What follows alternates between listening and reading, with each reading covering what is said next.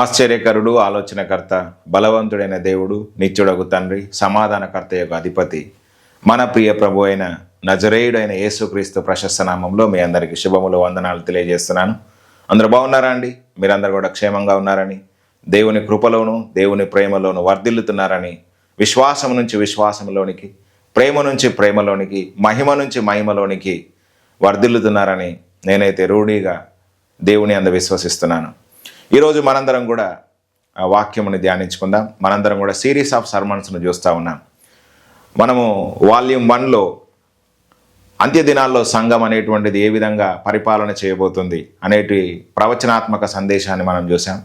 Volume 2లో శ్రమల మధ్య, శత్రువుల మధ్య సంఘం ఏ విధంగా పరిపాలన చేస్తుంది, సియోనులో నుంచి దేవుడు ఏ విధంగా పరిపాలన దండమును సాగజేస్తాడు, ఈ అంత్య దినాల్లో శత్రువులను దేవుడు ఏ విధంగా సంఘం పాదం కిందికి తీసుకొస్తాడు అనేటువంటి విషయాలను చూస్తూ వచ్చాం. వాల్యూమ్ 3లో అధికారము, శక్తి కలిగినటువంటి యేసుక్రీస్తు ప్రభు యొక్క నామం అనేటువంటిది ఎందుకు అంత శక్తి కలిగిందిగా ఉంది, ఆయన సిలువలో ఏం చేశాడు, ఆ పాపమును ఏ విధంగా సిలువలో చంపాడు, శాపాన్ని ఏ విధంగా భరించాడు, రోగాన్ని ఏ విధంగా భరించాడు, అదేవిధంగా వ్యసనములను ఏ విధంగా భరించాడు, పేదరికాన్ని ఎంతగా ఆయన భరించాడు, అదేవిధంగా ప్రతి విధమైనటువంటి దరిద్రతను ఆయన ఏ విధంగా భరించి మనకు ఒక విమోచనము, స్వస్థత, ఆరోగ్యము, విడుదల, నీతి మనకు ఏ విధంగా ఇచ్చాడనేటువంటి విషయాలన్నీ కూడా మనం చూస్తూ వచ్చాం. The name of Jesus is not only the name, the person behind the name అని చూసాం. అంటే యేసుక్రీస్తు ప్రభువారి యొక్క నామము అంటే ఆయనే కాదు, ఆయన పేరు మాత్రమే కాదు, ఆ పేరు వెనక ఉన్నటువంటి యేసు, ఆయన ఎంత శక్తి కలిగినటువంటి వాడు అనేటువంటి విషయాలను మనం చూస్తూ వచ్చాం. ఈరోజు వాల్యూమ్ 4లో how to exercise the powerful and authoritative name that is Jesus Christ.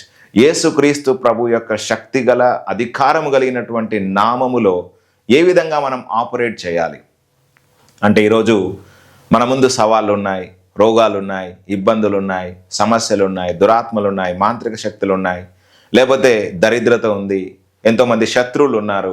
వాటన్నిటినీ ఈ అధికారము కలిగినటువంటి యేసు నామములో, శక్తి కలిగినటువంటి యేసు నామములో మనం ఏ విధంగా వాటిని డీల్ చేయాలి, ఎట్లా మనం వాటిని జయించాలి అనేటువంటి విషయాలను ఈరోజు మనం చూద్దాం.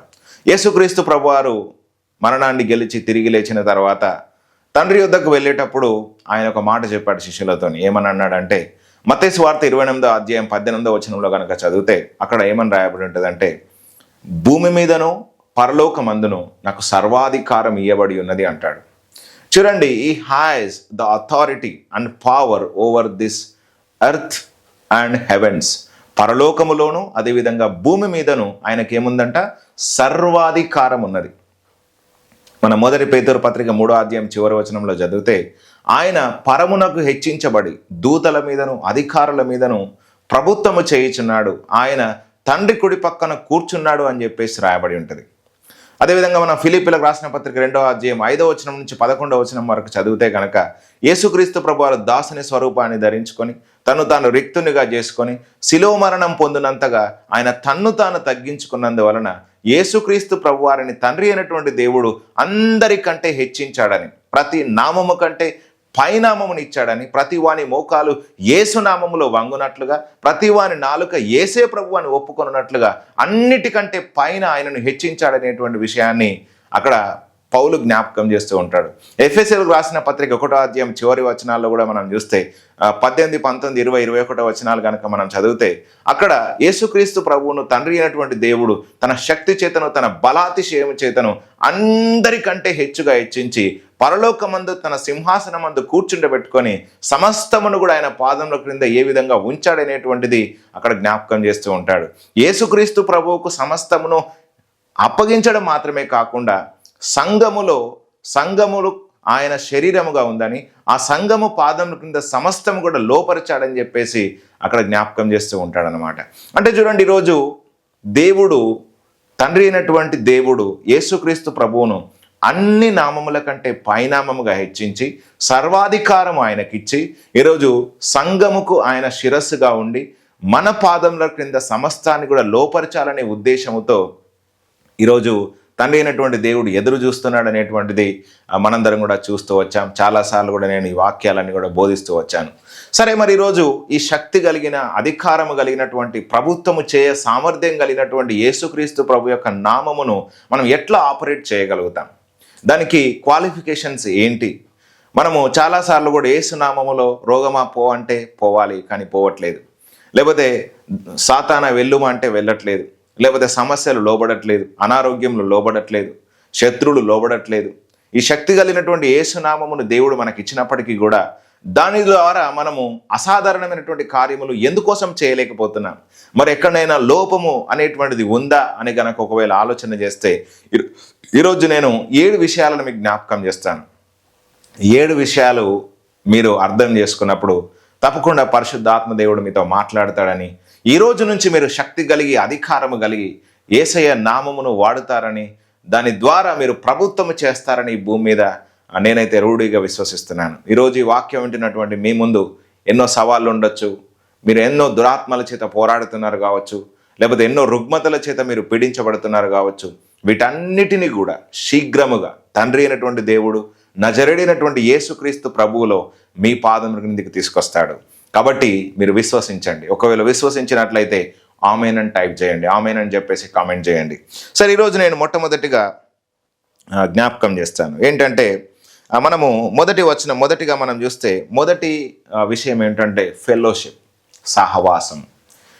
దేవునితోనూ అదేవిధంగా యేసుక్రీస్తు ప్రభువుతోనూ మనం సహవాసము చేయడానికి, పరిశుద్ధాత్మతోనూ సహవాసము చేయడానికి మనం పిలువబడ్డాం.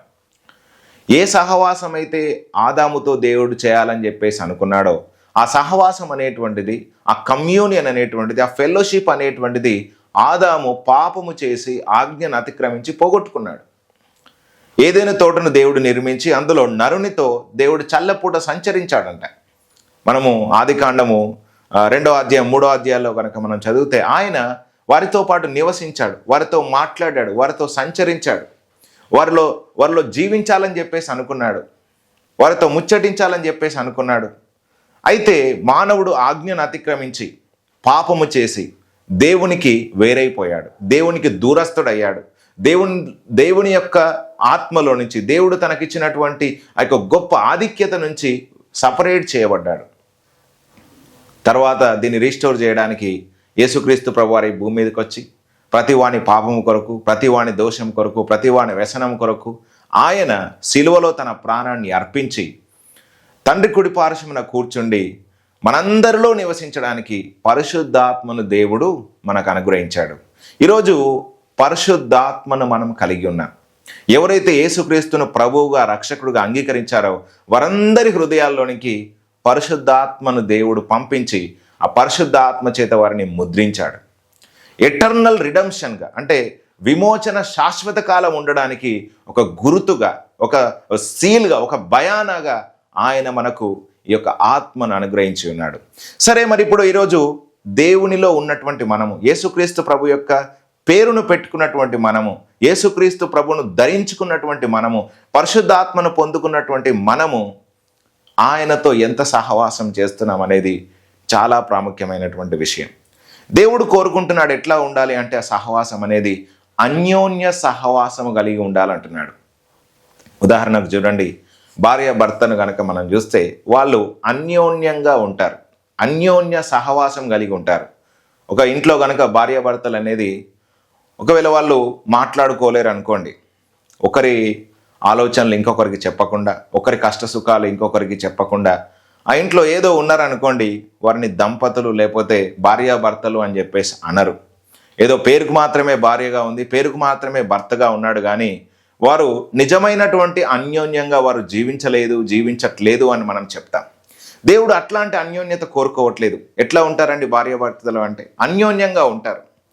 కాబట్టి మనం అన్యోన్య సహవాసము దేవునితో చేయగలిగినటువంటి వారమై ఉండాలి.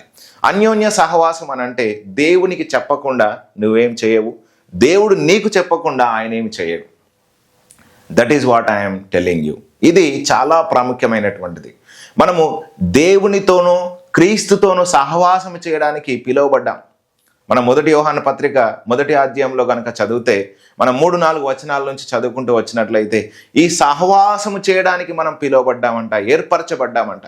ఇంకా మనం 7వ వచనం నుంచి మనం చదువుతూ వచ్చినట్లయితే మనము అన్యోన్య సహవాసం గలవారమై ఉంటాము. అప్పుడు యేసుక్రీస్తు ప్రభు యొక్క రక్తము మన ప్రతి పాపమును కడిగేస్తుంది, మనల్ని పరిశుద్ధులుగా చేస్తుంది అనేటువంటిది అక్కడ యోహాను జ్ఞాపకం చేస్తూ ఉంటాడు. ఒక్కసారి నేను ఆ మాటలు మనకు చదువుకుందాం, చాలా బాగా అర్థం కావడానికి ఈ మాటలు నేను మీకు చదువుతాను. ఒకసారి 3వ వచనం కనుక చదివితే, మాతో కూడా మీకును సహవాసము కలుగునట్లును, మాతో కూడా మీకును సహవాసం కలుగునట్లును మేము చూచిన దానిని వినిన దానిని మీకు తెలియజేయుచున్నాము. మన సహవాసం అయితే తండ్రితో కూడాను ఆయన కుమారుడైన యేసుక్రీస్తుతో కూడాను ఉన్నది. మన సంతోషం పరిపూర్ణమవుటకై మేము ఈ సంగతులను వ్రాయిచున్నాము. ఇంకా మనం చూసినట్లయితే 6వ వచనంలో, ఆయనతో కూడా సహవాసము గలవారమని చెప్పుకొని చీకటిలో నడిచిన యెడల మనం అబద్ధమాడుచు సత్యమును జరిగింపకుందుము. ఆయన వెలుగులో ఉన్న ప్రకారము మనమును వెలుగులో నడిచిన యెడల మనము అన్యోన్య సహవాసము గలవారమై యుందుము. ఇక్కడ అపోస్తలుడైనటువంటి యోహాను జ్ఞాపకం చేస్తున్న మాట ఏంటంటే, అన్యోన్య సహవాసము గలవారమై యుందుము అంటున్నాడు. ఎప్పుడంటే అన్యోన్య సహవాసం గలవారమై యుందుము అంటే వెలుగులో ఉన్న ప్రకారము. ఇప్పుడు దేవుడు వెలుగులో ఉన్నాడు, దేవుడు వెలుగై ఉన్నాడు. మనము కూడా వెలుగై ఉన్నప్పుడు, మనము కూడా వెలుగులో నడిచినప్పుడు, మనము కూడా సత్యములో నడిచినప్పుడు, మనము కూడా దేవుని ప్రేమలో నడిచినప్పుడు మనము అన్యోన్య సహవాసము గలవారమై ఉంటాము అని అంటున్నాడు. చూడండి, ఇప్పుడు ఒక భార్య భర్త ఉందనుకోండి, భార్య ఆలోచనలు వేరుగా ఉండి భర్త ఆలోచనలు వేరుగా ఉంటే వారు ఎప్పుడు కూడా కలిసి ఉండలేరు, వారు అన్యోన్యంగా జీవించలేరు. ఎప్పుడు కూడా వాళ్ళ మధ్య ఎప్పుడు గొడవలు వస్తూ ఉంటాయి, డిస్ప్యూట్స్ వస్తూ ఉంటాయి, వాళ్ళ మధ్య పీస్ అనేటువంటిది ఉండదు. ఈరోజు మనం అట్లా జీవించడానికి పిలువబడలేదు. దేవుడు ఎట్లనైతే వెలుగులో ఉన్నాడో, ఆయన ఎట్లనైతే పరిశుద్ధంగా ఉన్నాడో, ఆయన ఎట్లనైతే ప్రేమయ్య ఉన్నాడో, మనము కూడా ఈ లోకంలో వెలుగై ఉన్నప్పుడు, ప్రేమయ్య ఉన్నప్పుడు మనం ఆయనతో అన్యోన్య సహవాసం గలవారమై ఉంటాము అని అంటున్నాడు. కాబట్టి ఈరోజు నేను ముఖ్యంగా మీకు జ్ఞాపకం చేయాలనుకుంటున్న మాట ఏంటంటే, మొట్టమొదటిగా ఈ శక్తి కలిగినటువంటి, అధికారం కలిగినటువంటి యేసు నామమును మనం ఈ భూమి మీద వాడుకోవాలనంటే అన్యోన్యంగా దేవునితో సహవాసం చేయాలి. అంటే ఒక రోజు ఉందనుకోండి, ఆ రోజులో మనము దేవునితో మనం మాట్లాడకుండా, దేవుని నుంచి మనం వినకుండా ఆ రోజు అనేటువంటిది ముగించొద్దు. ఉదయం మొదలుకొని రాత్రి వరకు మనకు ఎన్నో పనులు ఉంటాయి, ఎన్నో చేసుకోవాలి మనం. అయితే ఆ పనులన్నిటికీ మించి మనం దేవునితో ఆ రోజు సహవాసము చేయకుండా ఉండేటువంటి రోజు మన జీవితంలో ఏది కూడా ఉండదు. అంతగా మనము డీప్ కనెక్షన్లోనికి, డీప్ సహవాసంలోనికి మనం వెళ్ళాలి. ఉదాహరణకు మీరు చూడండి, ఒకవేళ కనుక ముఖ్యమంత్రో లేకపోతే ప్రధానమంత్రో లేకపోతే కలెక్టరో ఒకవేళ కనుక అతడు మీ యొక్క స్నేహితుడైతే, అతనితో మీరు సహవాసం చేస్తున్నట్లయితే, అతనితో మీరు ముచ్చటించినట్లయితే ఆయన మీ కొరకు అన్నీ కూడా చేసి పెడతాడు. మీరు ఎక్కడికైనా వెళ్తే, నేను ఫలానా ముఖ్యమంత్రి తాలూకా, ఫలానా నేను పిఎం గారికి స్నేహితుడను, ఫలానా కలెక్టర్ నాకు తెలుసు అని చెప్పినప్పుడు మీకు అన్నీ కూడా లోపడుతూ ఉంటాయి, అన్ని పనులు కూడా చకచక జరిగిపోతూ ఉంటాయి. అంటే ఆయనతో మీరు సహవాసంలో లేకుండా మీరు వీటిని ఎక్స్పెక్ట్ చేయడం అనేటువంటిది అసంభవం. కాబట్టి ఈరోజు నేను ముఖ్యంగా జ్ఞాపకం చేయాలనుకుంటున్న మాట ఏంటంటే, శక్తి కలిగిన, అధికారం కలిగినటువంటి యేసు నామము ఈరోజు ప్రభుత్వము చేయ శక్తి కలిగిన ఆయన నామములో మీరు అధికారం కలిగి జీవించాలంటే ఆయనతో మీరు సహవాసము చేసేవారై ఉండాలి. ఈ సహవాసం అనేటువంటిది చాలా ప్రాముఖ్యమైనటువంటిది. దేవునికి మీ హృదయం ఎంత దగ్గరగా ఉంది, ఎంత దేవునితో మీరు పెనవేసుకొని ఉన్నారు, ఆయన లేకుండా మీరు జీవించలేరు అన్నట్టుగా మీరు ఆయనతో సహవాసము చేయాలి. ఇప్పుడు ఒక చేపను చూసుకున్నట్లయితే, ఆ చేప సముద్రములో లేకపోతే అదని ప్రాణం అనేటువంటిది పోతుంది. మీరు కూడా దేవునిలో లేకపోతే నేను జీవించలేను అనేంత లోతైనటువంటి సహవాసంలోనికి మనం వెళ్ళినప్పుడు తప్పకుండా దేవుని శక్తి, తప్పకుండా దేవుని యొక్క సామర్థ్యము అనేటువంటిది మనకు తప్పకుండా సహాయం చేస్తాడు. ఇప్పుడు చాలా క్లోజ్ రిలేషన్లో ఒక స్నేహితుడు మనకు ఉన్నాడు అనుకోండి, మన కష్టం రాగానే ఆయన మన పక్కన ఉంటాడు. అదేవిధంగా ఈరోజు మనం క్లోజ్ రిలేషన్షిప్లో దేవునితో ఉంటే ఆయన పేరు చెప్పగానే ఆయన అక్కడ వచ్చి పనిచేస్తాడు. పరిశుద్ధాత్మ దేవుడు అక్కడ వచ్చి పని చేస్తాడు. తండ్రి అయినటువంటి దేవుడు అక్కడ మీ కొరకు నిలబడి ఆయన పని చేస్తాడనేటువంటిది ఈరోజు మీకు జ్ఞాపకం చేస్తున్నాను. ఈ లోక సంబంధమైనటువంటి పనుల్లో, లేకపోతే వినోదములో, లేకపోతే ఐహిక సంబంధమైన విచారములో, చింతలో కృంగిపోయి ఉండి యేసునామంలో ఇది జరుగును గాక, అది జరుగును గాక అంటే అట్లా వర్కౌట్ కాదు అనేటువంటి విషయాన్ని ఈరోజు నేను ప్రాముఖ్యంగా జ్ఞాపకం చేస్తున్నాను. కొరింథీయులకు రాసిన పత్రికలో కూడా అపోస్తలుడైనటువంటి పౌలు అంటాడు, మనము యేసుక్రీస్తు సహవాసమునకు, తన ప్రియ కుమారుడైనటువంటి యేసుక్రీస్తుతో సహవాసము చేయడానికి మనం పిలువబడ్డాము అంటాడు. కాబట్టి మీరు యేసుతో నడుస్తున్నారా? యేసుతో మీరు సహవాసం చేస్తున్నారా? ఆయనతో మీరు ఎంత డీప్ రిలేషన్షిప్లో ఉన్నారో అనే దాని మెజర్ను బట్టే దేవుని యొక్క కార్యాలు మీ ద్వారా జరుగుతాయనేది ఈరోజు నేను మీకు జ్ఞాపకం చేస్తున్నాను. This the first one. ఇంకా డీటెయిల్గా మనము చెప్తూ పోతే సమయం అనేటువంటిది సరిపోదు. This the first point. మీరు ఈ వాక్యం రాసుకోవడానికి ప్రయత్నం చేయండి. సరే, రెండోది ఏంటంటే క్యారెక్టర్. మన స్వభావం అనేటువంటిది చాలా ప్రాముఖ్యమైనటువంటిది. అందుకే ఇందాక మనం ఒక మాట చదివాము కదా, ఆయనతో సహవాసము గలవారం అని చెప్పుకొని చీకటిలో నడుస్తే, ఆయనతో సహవాసము గలవారం అని చెప్పుకొని చీకటిలో సంచరిస్తే, చీకటిలో నడుస్తే మనం అబద్ధికులుగా నిలబడతామంటాడు. అబద్ధికులుగా మనముండి అబద్ధానికి జనకుడైన అపవాదిని వెళ్ళగొడితే వాడు పోతాడా? వెళ్ళిపోడు కదా. నువ్వు నా సంబంధివే, నువ్వు నన్ను ఎట్లా వెళ్ళగొడతావు అని చెప్పేసి అపవాది అనడా? రోగాలు అనవా? చీకటి అనదా? లేకపోతే సమస్యలు అనవా? అందుకే మనం స్వభావం అనేటువంటిది చాలా ప్రాముఖ్యమైనటువంటిది. మనము పరిశుద్ధాత్మ ద్వారా నవీన స్వభావమును ధరించుకుంటామని తీతుకు రాసిన పత్రిక 3వ అధ్యాయంలో రాయబడింది. అదేవిధంగా రోమీయులకు రాసిన పత్రిక 12వ అధ్యాయం మొదటి 2 వచనాల్లో మన యొక్క మనస్సు మారి నూతన మగుట వలన రూపాంతరం పొందండి అంటాడు. మనం సజీవ యాగంగా మన శరీరములను సమర్పించుకోవాలి అని చెప్పేసి చెప్తాడు. అంటే అదేవిధంగా క్రీస్తులో ఉన్నవారు నూతన సృష్టి అని చెప్పేసి అంటాడు. కాబట్టి ఇక్కడ మనం అర్థం చేసుకోవాల్సిన మాట ఏంటంటే నవీన స్వభావం, that is the nature of God. దేవుని స్వభావంలో పాలు పంపులు పొందడానికి ఈరోజు మనం పిలువబడ్డాం. మన స్వభావం అనేటువంటిది డివైన్ నేచర్గా మార్చబడుతూ ఉండాలి. ఇదంతా కూడా ఒక్క రోజులో జరిగేటువంటి ప్రాసెస్ కాదు. మనము పరిశుద్ధాత్మతో నింపబడతా ఉన్నప్పుడు, ఆయన వాక్యం ధ్యానిస్తూ ఉన్నప్పుడు కొన్నిసార్లు వాక్యం ద్వారా మనం మార్చబడతాం, కొన్నిసార్లు హెచ్చరిక ద్వారా మార్చబడతాం, కొన్నిసార్లు దేవుడు శ్రమల గుండా తీసుకుపోయి మనల్ని సరిచేసినప్పుడు మార్చబడతా ఉంటాం. ఈ విధంగా లెవెల్ బై లెవెల్లో మనము రూపాంతరపరచబడుతూ ఉంటాం. ఎంతగానైతే మనం యేసు స్వభావంలోనికి మార్చబడతా ఉంటామో, ఆయన శక్తి కలిగి అధికారం కలిగి ఏ విధంగానైతే ఈ భూమి మీద జీవించాడో అదే శక్తితో అదే అధికారముతో మనం ఈ భూమి మీద జీవించగలము అనేటువంటి విషయాన్ని ఈరోజు నేను మీకు జ్ఞాపకం చేస్తున్నాను. కాబట్టి రెండవది ఏంటంటే మన స్వభావం అనేటువంటిది చాలా ప్రాముఖ్యమైనది. యేసుక్రీస్తు ప్రభువారు ఈ భూమి మీద ఉన్నప్పుడు ఒక ఉపమానం చెప్పాడు. దాన్ని ఈ సమయంలో నేను మీ కొరకు చదువుతాను. ఒకసారి మత్తయి సువార్త 7వ అధ్యాయం కనుక చదివితే అక్కడ యేసుక్రీస్తు ప్రభు యొక్క నామమున కొంతమంది దయ్యాలను వెళ్ళగొట్టారంట, కొంతమంది చనిపోయిన వారిని లేపారంట. అయితే వాళ్ళని గురించి యేసయ్య ఏమంటున్నాడు అనేది ఈరోజు మనం చూద్దాం. మత్తయి సువార్త 7వ అధ్యాయము 15వ వచనం కనుక చదివితే, అబద్ధ ప్రవక్తలను గురించి జాగ్రత్త పడుడి, వారు గొర్రెల చర్మమును వేసుకొని మీ వద్దకు వత్తురు, కానీ లోపల వారు క్రూరమైన తోడేళ్ళు. ఏంటంట? గొర్రె చర్మం ఉందంట, కానీ లోపల క్రూరమైన తోడేలు. అంటే చూడండి, స్వభావం అనేటువంటిది మారలేదు, కానీ పైకి నటన, పైకి వేషధారణ. దేవుడు హృదయాన్ని చూస్తాడు, మనిషి యొక్క హృదయ అంతరంగాన్ని దేవుడు చూస్తాడు. నీ డీప్ డిజైర్స్ దేని మీద ఉన్నాయి, మనుషులకు బయట కనబడాలని నువ్వు ఎట్లా జీవిస్తున్నావు అనేది దేవునికి తెలుసు. మనము అపొస్తల కార్యంలో కనుక మనం చూస్తే అక్కడ గారడీ సీమోను ఇట్లనే ఉన్నాడు, ఘోరమైన దుష్టత్వంలో ఉన్నాడంట. అతని హృదయాలోచనలు చెడుగా ఉన్నాయి, కానీ దేవుడి నుంచి ఒక కార్యాన్ని ఎక్స్పెక్ట్ చేస్తున్నాడు. అదేంటి? నేను ఎవరి ఆ యొక్క చేతుల్లో అయితే ఎవరి మీదనైతే పెడతానో వారి మీదకి పరిశుద్ధాత్మ దిగాలి అని చెప్పేసి డబ్బు అక్కడ అపోస్తల పాదముల యొద్ద పెట్టి పరిశుద్ధాత్మ వరాన్ని కావాలని చెప్పేసి అనుకుంటున్నాడు. ఇది అలా కుదరదు అని చెప్పేసి అపోస్తలుడు ఖరాఖండిగా చెప్పేశారు. నీ హృదయం ఒకవేళ మార్చబడి, నీ ప్రవర్తన అనేటువంటిది ఒకవేళ మార్చబడితే నిన్ను దేవుడు క్షమించి ఒకవేళ నీకు ఇస్తాడేమో అని చెప్పేసి అక్కడ అపోస్తలుడు జ్ఞాపకం చేస్తారు. ఇక్కడ యేసయ్య అంటున్న మాట ఏంటంటే, బయటకు గొర్రె చర్మాన్ని వేసుకున్నారంట, లోపల క్రూరమైనటువంటి తోడేలుగా ఉన్నారు. అంటే వాళ్ళ హృదయము, హృదయ ఆలోచనలు, వాళ్ళ స్వభావం అనేటువంటిది మార్చబడలేదు, కానీ బయటకి సాధు స్వభావాన్ని, బయటకు ప్రేమ స్వభావాన్ని, బయటకు ఆ యొక్క విధేయత స్వభావాన్ని కనబరుచున్నారు. కానీ వారి హృదయం అనేటువంటిది ఎట్లా ఉన్నదంట? క్రూరమైన తోడేలుగా ఉందంట.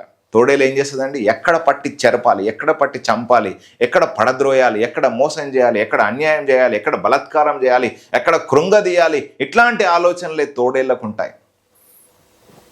అట్లాంటి వారిని దేవుడు నేను ఎరగను అని చెప్పేసి అంటున్నాడు అనమాట.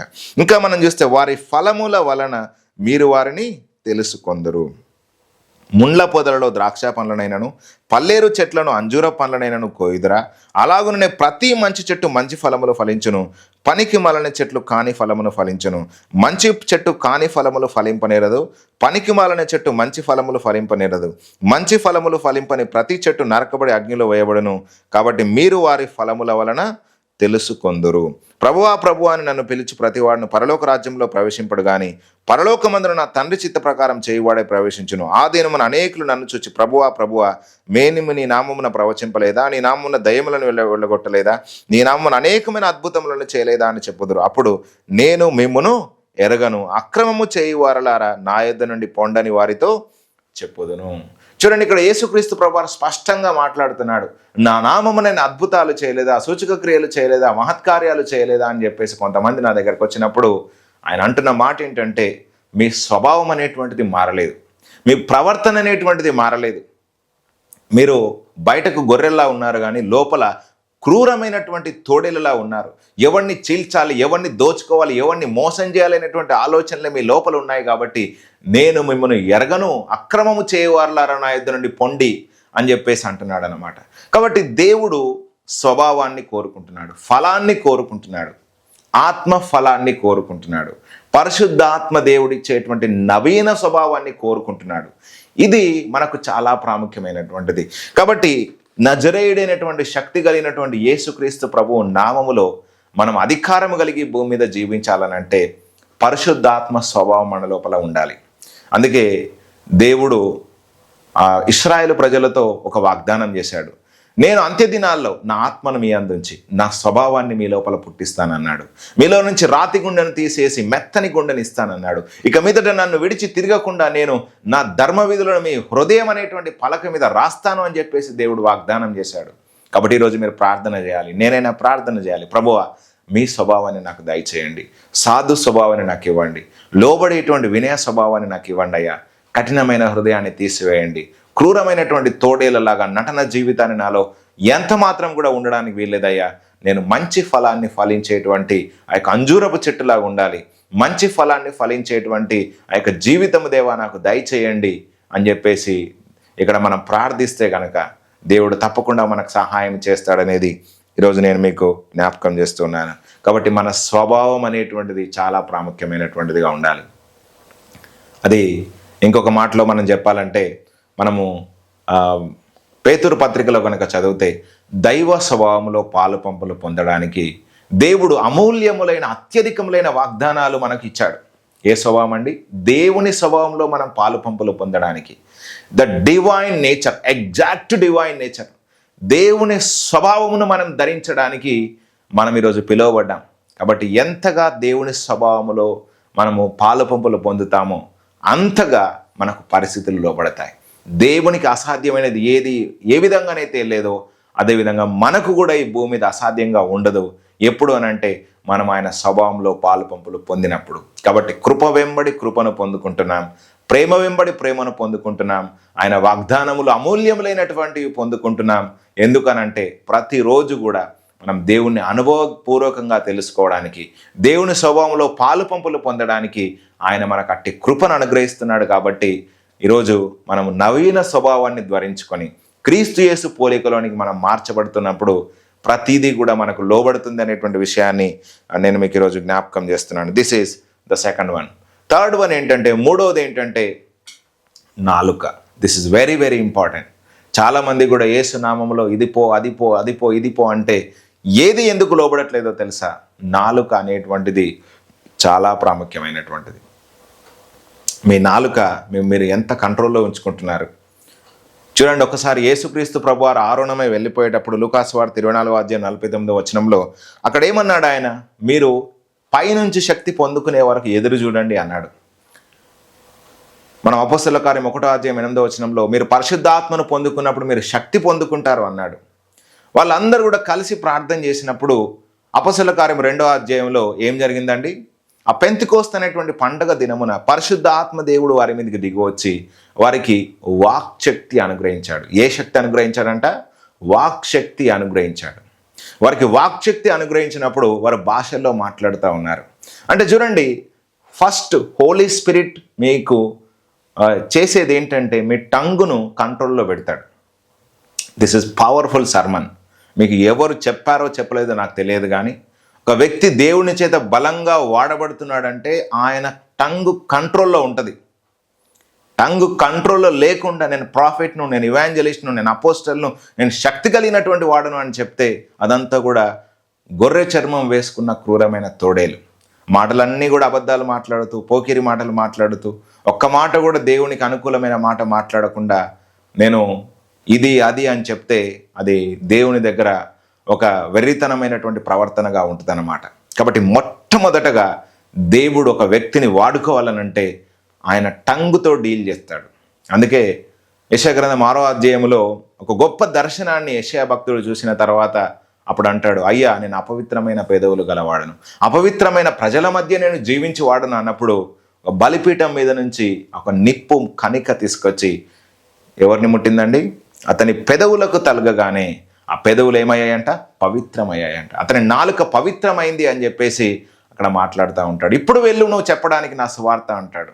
ఎవరెవరైతే వినట్లేదు, ఎవరెవరు హృదయాలైతే కొవ్వినాయో వారితో నువ్వు ప్రకటించడానికి నువ్వు వెళ్ళు అని చెప్పేసి దేవుడు ఏం చేశాడంటే యెషయా భక్తుని అభిషేకించినట్టుగా మనం చూస్తూ ఉన్నాం. కాబట్టి ఇక్కడ ముఖ్యంగా మనం అర్థం చేసుకోవాల్సిన విషయం ఏమిటంటే దేవుడు నీ నాలుకను ఎట్లా ఉంచాడు? జీవమును ప్రేమించి మంచి దినాలు చూడాలనుకునేవాడు ఆశీర్వదించే మాటలే మాట్లాడాలి అంటున్నాడు. కాబట్టి ఈరోజు కపటపు మాటలు, వేషధారణ మాటలు, కళ్ళబొల్లి మాటలు, వ్యతిరేకించే మాటలు, లేకపోతే వ్యసనాలు, లేకపోతే గ్రంబ్లింగ్, ఇంకొకరిని ఆ యొక్క లాక్కునాలనే మాటలు, లేకపోతే మోసం చేసే మాటలు, ఇట్లాంటివన్నీ కూడా దేవుని ఎదుట సరైనటువంటివి కావు.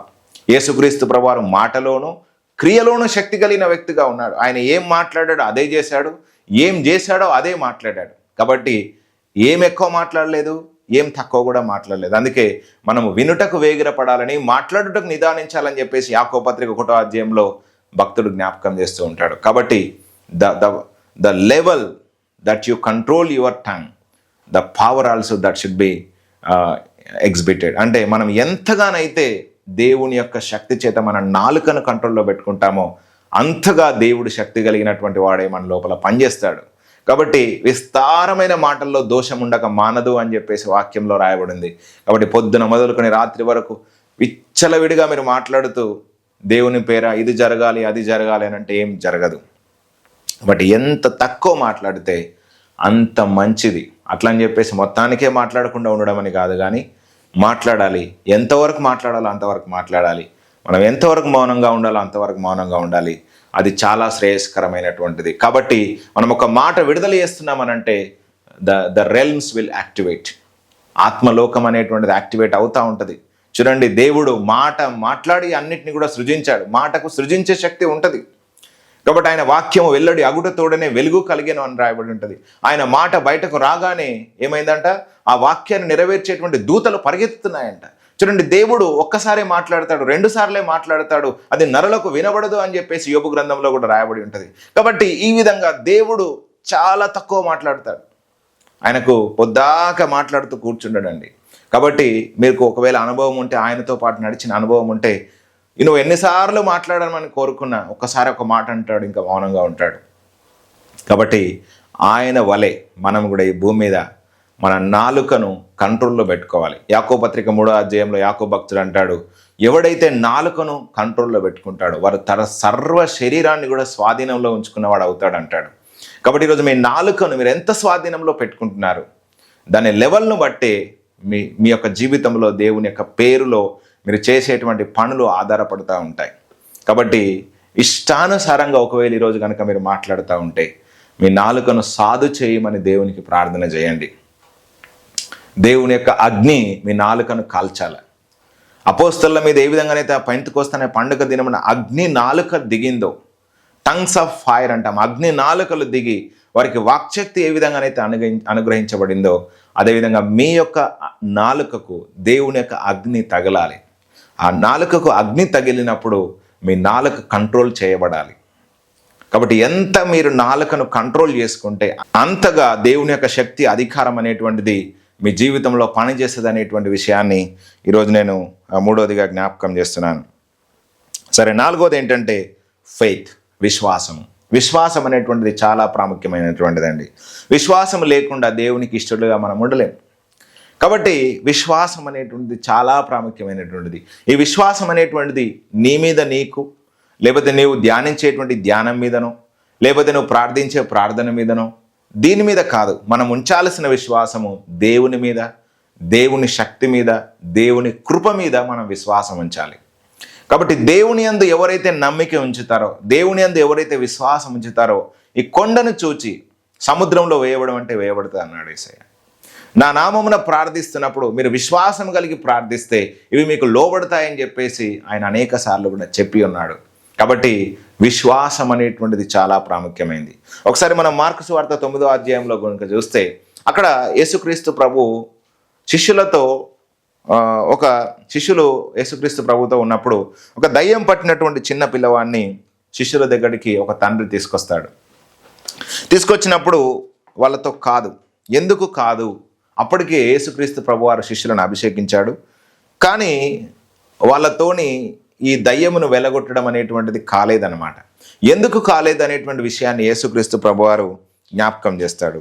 ఇక్కడ మనం కనుక చూస్తే మార్కు సువార్త 9వ అధ్యాయంలో అక్కడ ఏమంటాడంటే, 9వ అధ్యాయంలో మనం 18వ వచనంలో చదివితే, అది ఎక్కడ వారిని పట్టును అక్కడ వారిని పడద్రోయును, అప్పుడు వాడు నురుగు కార్చుకొని పండ్లు కొరుకుచు మూర్చిల్లును, దాన్ని వెళ్ళగొట్టుడని శిష్యులను అడిగితిని కానీ అది వారి చేత కాలేదని ఆయనతో చెప్పాను. అందుకు ఆయన, విశ్వాసము లేని తరము వారలారా, నేనెంతకాలం మీతో ఉందును, ఎంతవరకు మిమ్మల్ని సహింతును, వాడిని తీసుకొని రండి అని చెప్పేసి యేసయ్య అన్నాడు. చూడండి, ఇక్కడ ఆ దయ్యాన్ని వెళ్ళగొట్టడానికి కావలసినంత విశ్వాసము, కావలసినంత ప్రార్థన, కావలసినంత శక్తి శిష్యులలో లేదంట. ఎంతకాలం మిమ్మల్ని సహిస్తానని యేసయ్య వారిని తిడుతూ ఉన్నాడు అనమాట. చూడండి, ఇప్పుడు చాలామంది కూడా ఈ రోగం ఉందని, లేకపోతే ఆ రోగం ఉందని, ఆ దురాత్మ ఉందని, ఈ దురాత్మ ఉందని చాలాసార్లు కూడా కొంతమందికి చెప్తారు, కొంతమందితో ప్రార్థన చేయించుకుంటారు. కొన్నిసార్లు దురాత్మలు పోతాయి, కొన్నిసార్లు పోవు. ఎందుకనంటే విశ్వాసములో లోపం అనేటువంటిది, దాన్ని వెలగొట్టేంత సామర్థ్యం అనేటువంటిది, ఆ శక్తి అనేటువంటిది మన లోపల ఒకవేళ లేకపోతే ఆ దురాత్మలు అనేటువంటి మనకు లోబడవు అనేటువంటి విషయాన్ని ఇక్కడ నేను జ్ఞాపకం చేస్తున్నాను. కాబట్టి విశ్వాసం అనేటువంటిది చాలా ప్రాముఖ్యమైనటువంటిది. విశ్వాసం ఎట్లా వస్తుంది? వినడం వలన విశ్వాసం వస్తుందని వాక్యం చెప్తా ఉంది. ఆ వినడం అనేటువంటిది, క్రీస్తును గూర్చి వినడం అనేటువంటిది చాలా ప్రాముఖ్యమైనటువంటిది. ఈ రోజుల్లో మనకు సోషల్ మీడియా ఎక్కువ ఉంది. పొద్దున్న లేస్తే రాత్రి వరకు ఎన్నో వింటున్నాం, లోకం సంబంధించినవి, లేకపోతే నానా విధములైనటువంటి ఆ యొక్క రాజకీయమునకు సంబంధించినవి, లేకపోతే మనుషులు మాట్లాడిన ఆలోచనలు, ఇవన్నీ కూడా విని విని విని మీ హృదయం కఠినమైపోయింది. అందుకే దేవుడు ఏమన్నాడు, ఈ ధర్మశాస్త్ర గ్రంథంలో ఉన్న, లేకపోతే ఈ వాక్యంలో ఉన్నటువంటి వాటిని నువ్వు విని దాన్ని ధ్యానిస్తూ దాన్ని చదువుతూ ఉన్నప్పుడు నువ్వు చేసేటువంటి ప్రతి పనిలో నువ్వు ఫలిస్తావని, అది నీకు ఆ యొక్క పని అంతా కూడా నేను నీకు చేసి పెడతానని, నువ్వు ధ్యానిస్తున్నప్పుడు, నువ్వు నా మాటలు వింటున్నప్పుడు, దాన్ని ఆచరిస్తున్నప్పుడు నువ్వు నీ కార్యములలో అభివృద్ధి చెందుతావని చెప్పేసి దేవుని యొక్క వాక్యం మాట్లాడుతూ ఉంది. కాబట్టి ఈరోజు మనందరం కూడా దేవుని యొక్క వాక్యం విని, లేకపోతే దేవుని యొక్క వాక్యం చదువుతూ విశ్వాసంలో అభివృద్ధి చెందాల్సినటువంటి అవసరత ఉంది. అంతకంతకు మనం విశ్వాసంలో అభివృద్ధి చెందాలి. కాబట్టి యేసుక్రీస్తు ప్రభువారు ఎక్కడ కూడా ఒక రోగము స్వస్థపరిచే దగ్గరను, లేకపోతే ఒక దయ్యాన్ని వెళ్ళగొట్టే దగ్గరను ఆయన ఎప్పుడు కూడా ఫెయిల్ కాలేదు. ప్రతి సందర్భంలో కూడా ఆయన అధికారం కలిగి, శక్తి కలిగి ప్రతి రోగిని స్వస్థపరిచాడు, ప్రతి రుగ్మతను ఆయన స్వస్థపరిచాడు. అదేవిధంగా ఈరోజు నేటికి మనము ఆయన వలె ఆయన శక్తిని ధరించి ఈ భూమి మీద ఆయన ప్రతినిధులుగా జీవించాలని చెప్పేసి దేవుడు కోరుకుంటున్నాడు. కాబట్టి ఈరోజు నా ప్రియమైన సహోదరులారా, స్నేహితులారా, మనము విశ్వాసంలో స్థిరంగా ఉండాలి. అంతకంతకు విశ్వాసం గల వారమే మనం ఉండాలి. అందుకే పేతురు పత్రికలో ఏమంటాడు, అపవాదిని ఎదిరించండి, విశ్వాసమందు స్థిరము గలవారై వాడిని ఎదిరించండి, వాడు మీ యొద్ద నుంచి పారిపోతాడు అంటాడు. కాబట్టి దేవునికి లోబడండి, అపవాదిని ఎదిరించండి అని కూడా మాట్లాడతాడు. కాబట్టి దేవునికి లోబడకుండా, దేవుని దగ్గర మనం ఉండకుండా, దేవునితో మనం సహవాసం చేయకుండా మనం ఏదో చేస్తామనంటే ఆత్మలోకంలో అట్లా ఏమీ కూడా జరగదు. కాబట్టి నువ్వెంత దగ్గరగా దేవునికి ఉంటే అంత దూరం నీకు సాతానుడు ఉంటాడు. నువ్వు ఎంత దగ్గరగా అన్యోన్య సహవాసంలో దేవునితో ఉంటే అంత శక్తి కలిగిన వాడుగా నువ్వు భూమి మీద జీవిస్తావు. కానీ ఈ రోజుల్లో జరుగుతున్నది ఏంటంటే లోకంతో అటాచ్మెంట్ ఎక్కువ అయిపోతున్నాం. ఆ ఫోన్తో ఎక్కువ గడుపుతాం, లేకపోతే ఫ్రెండ్స్తో ఎక్కువ గడుపుతాం, లేకపోతే అవి చూడొద్దని లేకపోతే ఫ్రెండ్స్తో గడపొద్దని నా ఉద్దేశం కాదు. కానీ వాటన్నిటికంటే ఎక్కువగా దేవునితో మనం సహవాసంలో ఉన్నప్పుడు, ఆయనతో మనం అన్యోన్య సహవాసంలో ఉన్నప్పుడు, ఆయనలో మనం నిలిచి ఉన్నప్పుడు తప్పకుండా మనం ఈ భూమి మీద ఆయన నామములో మనము అద్భుతములను చేయగలుగుతామనేటువంటిది నేను మీ అందరు కూడా జ్ఞాపకం చేస్తున్నాను. ఒకసారి మనం అపోస్తలుల జీవితాన్ని చూడండి. అపోస్తలుల కార్యం 3వ అధ్యాయంలో అంతకుముందు అపోస్తలులు విశ్వాసం లేని మూర్ఖ తరము వారే, కానీ ఎప్పుడైతే పరిశుద్ధాత్మ చేత వారు నింపబడ్డారో ఆ 3వ అధ్యాయంలో పుట్టింది మొదలుకొని ఆ కుంటివాడిని నజరేయుడైన యేసు నామములో లేచి నడువమనంటే నడిచారు. అదేవిధంగా మనం చూస్తున్నట్లయితే ఎన్నో అద్భుతాలు. తబిత లెమ్మనగానే ఆమె చనిపోయింది, లేచింది. పేతురు ఎన్నో రోగులను స్వస్థపరిచాడు, ఎన్నో దురాత్మలను వెళ్ళగొట్టాడు. ఫిలిప్పును గనక మనం చూసినట్లయితే ఫిలిప్పు వెళ్ళిన చోటనెల్లా సమరయ ప్రాంతంలో ఎన్నో అద్భుతాలు చేశాడు. అపోస్తలుడైన పౌలు కూడా చూస్తున్న సోద చెప్పేటువంటి ఆ దురాత్మను యేసు నామములో వెళ్ళమంటే వెళ్ళింది. అదేవిధంగా ఊచ చేయగలిగినటువంటి వాడు తనకు విశ్వాసం ఉందని గ్రహించినప్పుడు పౌలు యేసు నామంలో చేయి చాపు అన్నప్పుడు అది చాపోయినప్పుడు స్వస్థపరచబడింది. ఈ విధంగా ఎన్నో అద్భుతాలు, ఎన్నో సూచక క్రియలు దేవుని ఆత్మ ద్వారా, దేవుని శక్తి ద్వారా వీళ్ళందరూ కూడా జరిగించారు. వాళ్ళు ఊరికనే జరిగించారా? వారు అచంచలమైనటువంటి విశ్వాసాన్ని దేవుని మీద పెట్టుకున్నారు. ఆయన మాకు తోడుగా ఉన్నాడు, ఆ దేవుని ఆత్మను మాకు తోడుగా ఉంచాడు అని దేవునితో సహవాసం చేస్తూ ఆయనలో వాళ్ళు స్థిరముగా నిలబడి ఆ విధంగా వాళ్ళు శక్తి కలిగినటువంటి వారై ఆయన పేరులో వాళ్ళు అధికారం కలిగి భూమి మీద జీవించారు. కాబట్టి వారే విధంగానైతే భూమి మీద జీవించారో అదేవిధంగా ఈరోజు నేటికి మనం కూడా అలాగనే జీవించడానికి అట్టి కృప దేవుడు మనకు కూడా అనుగ్రహించాడు. కాబట్టి మన విశ్వాసంలో అంతకంతకు ఎదగాలి అనేటువంటిది, స్థిరమైన విశ్వాసం కలిగి ఉండాలని ఈరోజు నేను మీ అందరికీ కూడా జ్ఞాపకం చేస్తున్నాను. యేసుక్రీస్తు ప్రభువారు మత్తయి సువార్తలో ఒక ఉపమానం చెప్పాడు 7వ అధ్యాయం చివరిలో. ఏంటంటే, ఈనా మాటలు విని వాడి చొప్పున చేయని ప్రతివాడు ఇసుక మీద తన ఇల్లు కట్టుకుని బుద్ధిహీనుని పోలి ఉంటాడు. వాన వచ్చింది, వరద వచ్చింది, గాలి తుఫాను ఆ ఇల్లు మీద కొట్టినప్పుడు దాని పునాది ఇసుక మీద వేయబడ్డది కాబట్టి అది కూలిపోయింది అంటాడు. ఈయన మాటలు విని దాని చొప్పున చేసిన ప్రతివాడు కూడా బండ మీద ఇల్లు కట్టుకుని బుద్ధిమంతుని పోలి ఉండును. వాన కురిసింది, వరదలు వచ్చాయి, గాలి తుఫాను దాని మీద కొట్టినప్పుడు ఆ ఇల్లు బండ మీద పునాది వేయబడింది కాబట్టి అది స్థిరముగా నిలబడింది అంటాడు. కాబట్టి వాక్యములో లేకపోతే విశ్వాసములో యేసుక్రీస్తు ప్రభు అనేటువంటి బండ మీద నువ్వు పునాది వేయబడినవైతే ఎన్ని గాలులు వచ్చినా, ఎన్ని తుఫాన్లు వచ్చినా, ఎన్ని శ్రమలు వచ్చినా, ఎన్ని ఒడిదుడుకులు వచ్చినా కదలింపబడని జీవితాన్ని నువ్వు జీవిస్తావనేది ఈరోజు నేను మీకు జ్ఞాపకం చేస్తున్నాను. కాబట్టి దేవుని వాక్యము విని దాన్ని చొప్పున చేయాలి అని దేవుని యొక్క వాక్యం మన జ్ఞాపకం చేస్తూ ఉంది. కాబట్టి 4వది ఏంటంటే విశ్వాసము. విశ్వాసము అనేటువంటిది చాలా ప్రాముఖ్యమైనటువంటిది. ఆ రోగాన్ని వెళ్ళి ఆజ్ఞాపిస్తున్నప్పుడు కావచ్చు, అదేవిధంగా ఆ సమస్యలను గద్దిస్తున్నప్పుడు కావచ్చు, ఆ దురాత్మలను వెలగొడుతున్నప్పుడు కావచ్చు, విశ్వాసము లేకుండా మనం దాన్ని చేయలేం. కాబట్టి విశ్వాసం ఎట్లా వస్తుంది? వాక్యం వినడం ద్వారా, వాక్యం ధ్యానించడం ద్వారా, దేవుని మాటలను, దేవుడు చేసిన ఆశ్చర్య కార్యములను అర్థం చేసుకోవడం ద్వారా విశ్వాసం వస్తుంది. ఒకసారి దావీదును చూడండి. ఆ సింహమును, ఎలుగుబంటిని చంపినప్పుడు ఏ శక్తి అయితే దేవుడు ఇచ్చాడో, ఈరోజు గొలియాతును ఎదుర్కోవడానికి నేను వెళ్తున్నాను, వాణ్ణి కూడా నాకు లోబరుస్తాడని చెప్పేసి అతడు విశ్వాసంతో మాట్లాడాడు. కాబట్టి ఈరోజు కూడా దేవుడు మీ జీవితంలో చేసిన కార్యం వెంబడి కార్యం అర్థం చేసుకోవాలి. You have to exercise, have to meditate what Jesus has done in your life. దేవుడు నీ జీవితంలో ఏమి చేశాడు అనేది నీకు గుర్తుండాలి. ఈ సంవత్సరం అంతంలో మనం ఉన్నాం కదా, మీరు ఒక లిస్టు పెట్టుకోండి. ఈ సంవత్సరంలో దేవుడు మీకు ఏమేమి కార్యాలు చేశాడో, ఏం చేయలేడో చాలాసార్లు మీరు ఆలోచిస్తారు. ఏమి ఆయన చేశాడో ఆలోచించి వాటిని రాయండి. ఎంతగా మిమ్మల్ని ఆశీర్వదించాడు, ఎంతగా మిమ్మల్ని కాపాడాడు, ఎంతగా మిమ్మల్ని ఆశీర్వదిస్తున్నాడు, ఇవన్నీ కూడా ఒక లిస్టు తయారు చేసుకోండి. వాటన్నిటి మీద మీరు ధ్యానం ఉంచండి, వాటిని ఆలోచించండి. ఇంకా మీ జీవితంలో దేవుని మీద ఒక మంచి ఆలోచన పెంచుకోండి. అప్పుడు తప్పకుండా ఇంకా విశ్వాసం నుంచి అధిక విశ్వాసంలోనికి వెళ్తారనేది నేను మీ అందరికి కూడా జ్ఞాపకం చేస్తున్నాను. సరే, ఇది 4వది. 5వది ఏంటంటే ప్రార్థన. ప్రార్థనా జీవితం లేకుండా మీరు వాటిని జయించడం అసాధ్యం. ఆయన పేర మనం పని చేయాలి అని అంటే ప్రార్థనలో మనం తప్పకుండా ఉండాలి. మన మార్కు సువార్త 9వ అధ్యాయంలో ఇంతకుముందు చదివాం కదా, అక్కడ యేసుక్రీస్తు ప్రభువారి యొద్దకు వచ్చి శిష్యులు అడుగుతారు, ప్రభువా మేము ఎందుకు వీటిని ఎలగొట్టలేకపోయాం అంటే ఆయన అంటాడు, ప్రార్థన వలననే కానీ ఇట్టిది మరి ఎలాగునా కూడా వెళ్ళదు అని చెప్పేసి అంటాడు. కాబట్టి ప్రార్థనలో శిష్యులు వెనకకు పడ్డారు. అక్కడికి వెళ్దాం, ఇక్కడికి వెళ్దాం, వాళ్ళకు భోజనం సిద్ధపరచాలి, వీళ్ళకు భోజనం సిద్ధపరచాలి, ఈ పని ఆ పని, సువార్త అనేటువంటిది ఇదే అనుకుంటున్నారు. కానీ యేసుక్రీస్తు ప్రభువారు పెందలకడనే లేచి ఆయన అరణ్యంలోనికి వెళ్ళి చాలా చీకటిగా ఉన్నప్పుడు ఆయన ప్రార్థన చేసి రాత్రంతా కూడా ప్రార్థనలో గడిపి ఆయన ఎంత సువార్త బోధించినా, ఎంత అద్భుతాలు చేసినా తండ్రితో సహవాసం చేయకుండా, తండ్రితో మాట్లాడకుండా, తండ్రితో ప్రార్థన చేయకుండా, తండ్రి నుంచి వినకుండా ఆయన ఎక్కడ కూడా ఉండలేడు. కాబట్టి ఈరోజు మనం కూడా ప్రార్థనలో ఒకవేళ కనుక వీక్గా ఉంటే, ప్రార్థనలో లేమిగా ఉంటే మనం శక్తి కలిగి, అధికారం కలిగి మనం జీవించలేం. కాబట్టి ఈరోజు ఈ వాక్యం వింటున్న నా ప్రియమైన సహోదరులారా, దేవుని వాక్యం చెప్తా ఉంది, ఎడతెగకుండా ప్రార్థన చేయండి అంటుంది, విసుకకుండా ప్రార్థించండి అంటుంది. మీరు ఎల్లప్పుడూ ఆయనకు ప్రార్థనలను, యాచనలను, విజ్ఞాపనలను చేయండి అని చెప్పేసి కూడా వాక్యంలో తెలియజేస్తూ ఉంది. మెలకువగా ఉండి ప్రార్థించండి అంటున్నాడు. నిబ్బరము కలిగి మీరు విశ్వాసముతో మొరపెట్టండి అని చెప్పేసి అంటున్నాడు.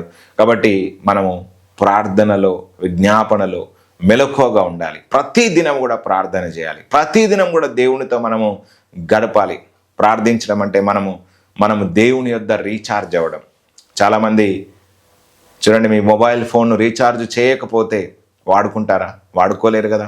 అదేవిధంగా మనం దేవునితో రీఛార్జ్ కాకపోతే, దేవుని శక్తి చేత మనం రీఛార్జ్ కాకపోతే, ఆయన బలము చేత మనం రీఛార్జ్ కాకపోతే మనము దేవుని పేర మనం ఎట్లా చేయగలం కార్యములను? కాబట్టి మనం ప్రార్థిస్తున్నాము అనంటే దేవుని చేత, దేవుని ఆత్మ చేత, దేవుని శక్తి చేత మనం నింపబడుతున్నామని అర్థం. కాబట్టి ఈ విధంగా మనం చెప్పుకుంటూ పోతే చాలా విషయాలు ఉంటాయి. ఇది 5వ విషయం. 6వది ఏంటంటే అభిషేకము, పరిశుద్ధ ఆత్మ చేత నింపబడడం. అభిషేకం in the sense we are anointing with the holy spirit. పరిశుద్ధ ఆత్మ చేత నింపబడడం, పరిశుద్ధ ఆత్మ కొరకైన దాహము. అపొస్తలుల కార్యం 10వ అధ్యాయం 38వ వచనంలో కనుక మనం చూస్తే, నజరేయుడగు యేసును పరిశుద్ధ ఆత్మతోనూ శక్తితోనూ దేవుడు అభిషేకించాడు కాబట్టి ఆయన దయ్యములను వెళ్ళగొట్టాడు, రోగులను స్వస్థపరిచాడు, మేలు చేస్తూ సంచరించాడు అని చెప్పేసి వాక్యంలో రాయబడి ఉంటుంది. కాబట్టి ఈరోజు ఈ వాక్యం వింటున్నటువంటి మీరు దేవుని ఆత్మచేత అభిషేకించబడ్డారా? దావీదును దేవుడు అభిషేకించినప్పుడు, అతడు గిటారు వాయిస్తున్నప్పుడు సౌలుకు పట్టినటువంటి దురాత్మలు పారిపోయాయి. కాబట్టి అభిషేకాన్ని దురాత్మలు గుర్తిస్తాయి. అందుకే ఆ స్కెవయను, ఆ యొక్క 7 కుమారులు పౌలు ప్రకటించి యేసు తోడని ఉచ్చాటన చేస్తున్నప్పుడు ఆ దయ్యాలు వారిని లొంగదీసి గెలిచాయి, వారిని బట్టలు ఉడదీసి పారగొట్టాయి. నేను పౌలును ఎరుగుదును, యేసును ఎరుగుదును, కానీ మిమ్మల్ని ఎరగను అని చెప్పేసి అన్నాయి. ఎందుకండి? వాళ్ళ లోపల దేవుని ఆత్మ లేదు. వారి స్వభావం అనేటువంటి దేవునికి ఇష్టానుసారంగా లేదు. వాళ్ళకు ప్రార్థన జీవితం లేదు. దేవునితో సహవాసం అనేది తెలియదు. వారి ఇష్టానుసారంగా జీవించే వాళ్ళు కానీ ఆ దయ్యములను వెళ్ళగొడుతూ ఉన్నారు. అప్పుడు అవి ఏమన్నాయి? తిరుగుబడ్డాయి. మాకు యేసు అంటే తెలుసు, పౌలు అంటే తెలుసు, కానీ నువ్వు ఓడో మాకు తెలియవు అన్నాయి. కాబట్టి మనము దేవునితో సహవాసం చేసినప్పుడు దురాత్మలు గుర్తిస్తాయి. దేవుని అభిషేకం మన మీద ఉన్నప్పుడు అలర్ట్ అవుతుంది. రెల్మ్ అంతా కూడా, స్పిరిచువల్ రెల్మ్ అనేటువంటిది అలర్ట్ అవుతూ ఉంటుంది. మనం ఎక్కడికి వెళ్ళినా, మనం ఏం మాట్లాడినా అంతా కూడా అవన్నీ కూడా లోబడుతూ ఉంటాయి. కాబట్టి మన మీద అభిషేకం అనేటువంటిది కూడా ఉండాలి. You have to be anointed. ఖచ్చితముగా అభిషేకించబడిన వారమై మనం ఉండాలి. అభిషేకము కొరకు, ఆ పరిశుద్ధాత్మ చేత నింపబడడం కొరకు మనం తప్పకుండా ప్రార్థన చేయాలి, కనిపెట్టాలి, వాక్యమును ధ్యానించాలి, విశ్వాసం ఉంచాలి, అదేవిధంగా ప్రార్థనలో గడపాలి. ఇవన్నీ కూడా చాలా సింపుల్ థింగ్స్. మనం వీటి కొరకు మన సమయాన్ని వెచ్చించినప్పుడు తప్పకుండా దేవుడు మనకు వీటన్నిటిని కూడా అనుగ్రహిస్తాడు. కాబట్టి శిష్యులను దేవుడు అభిషేకించాడు పరిశుద్ధాత్మ చేత, అపోస్తలులను దేవుడు అభిషేకించాడు. ఈరోజు బహుబలముగా అనేక మంది సువార్థికులను, సేవకులను, అపోస్తలను, ప్రవక్తలను అభిషేకించాడు దేవుడు. అందువల్లనే వారి ద్వారా ఎన్నో కార్యాలు జరుగుతూ ఉన్నాయి. కాబట్టి మీరు యేసు నామములో గొప్ప కార్యములు చేయాలి అని అంటే you have to be anointed. మీరు అభిషేక్తులుగా ఉండాలి. కాబట్టి అభిషేకము కొరకు మీరు ప్రార్థన చేయాలి. ప్రభువా, నన్ను అభిషేకించండి అయ్యా, మీ ఆత్మచేత అభిషేకించండి తండ్రి, నన్ను అభిషేకించండి అయ్యా, నేను ఆశగొంటున్నాను, మీ ఆత్మచేత నన్ను నింపండి అని కనుక ఈరోజు మీరు ప్రార్థిస్తే తప్పకుండా దేవుడు తన ఆత్మచేత మిమ్మల్ని నింపుతాడనేటువంటిది ఈరోజు నేను మీ అందరికీ కూడా జ్ఞాపకం చేస్తున్నాను. చివరిది బట్ యట్ పవర్ఫుల్ ఏంటంటే, kill the deeds of the flesh. శరీర క్రియలను మీరు ఎంత చంపుతున్నారు? This is very very very important point. అందుకే నేను ఇది చివరిగా పెట్టాను. 7వది ఏంటంటే, మీరు మీ శరీరాన్ని ఎంత లోపరుచుకుంటున్నారు. అందుకే పౌలు అంటున్నాడు, నా శరీరాన్ని నలగొట్టుకొని లోపరుచుకుంటున్నాను అంటున్నాడు. మీరు ఎంత శరీరాన్ని నలగొట్టుకుంటే, ఎంత శరీర క్రియలను మీరు లోపరుచుకుంటే అంతగా సాతానుడు మీ పాదం కిందికి వస్తాడు. సాతాను సరుకు మీ లోపలుండి సాతానా పో అంటే వాడు పారిపోడు. కాబట్టి మనము మన శరీరాన్ని నలగొట్టుకొని లోపరుచుకోవాలి. అందుకే పౌలు అంటాడు, నేను అందరికీ చెప్పిన తర్వాత నేను ఒకవేళ భ్రష్టుడనైపోతానేమో అని చెప్పేసి నా శరీరాన్ని నలగొట్టుకొని లోపరుచుకుంటున్నాను, నేను దినము చచ్చిపోతున్నాను అంటున్నాడు. కాబట్టి ఉపవాసం చేతను, అదేవిధంగా మనము ప్రార్థనలోను, దేవుని యందు విశ్వాసం ఉంచడంలోను మనము ముందుకు పోతా ఉన్నప్పుడు మన శరీరమును, శరీర క్రియలను నలగొట్టుకోవాలి. ఏ పాపం మనలో ఉండకుండా పరిశుద్ధులుగా జీవించడానికి దేవుని శక్తిని కోరుకోవాలి. కాబట్టి ఇవన్నీ కూడా చాలా ప్రాముఖ్యమైనటువంటి విషయాలు. కాబట్టి ఈ 7 విషయాలు మీకు అర్థమైనాయి అని చెప్పేసి అనుకుంటున్నాను. ఇవన్నీ కూడా మనం ప్రొలాంగ్ చేసుకుంటూ ఎక్స్ప్లెయిన్ చేసుకుంటూ వెళ్తే చాలా సమయం అవుతుంది, కానీ ఇవన్నీ కూడా మీకు అర్థమైనాయి అనుకుంటున్నాను. మీరు ఒకవేళ రాసుకున్నట్లయితే ఒక్కసారి మీరు వాటిని ధ్యానం చేయండి. ఇంకా పరిశుద్ధ ఆత్మదేవుడు మీతో మాట్లాడతాడు, ఇంకా అనేక విషయాలను మీకు తెలియజేస్తాడు. కాబట్టి kill the deeds of the flesh. మీ శరీర క్రియలను దేవుని ఆత్మచేత చంపండి. ఆత్మచేత శరీర క్రియలను చంపితే మీరు జీవిస్తారని చెప్పేసి రోమీయులకు రాసిన పత్రిక 8వ అధ్యాయంలో రాయబడి ఉంది. కాబట్టి పరిశుద్ధాత్మ దేవుడు మీకు ఈరోజు ఎందుకు అనుగ్రహించబడ్డాడంటే శరీర క్రియలను చంపడానికి అనుగ్రహించబడ్డాడు.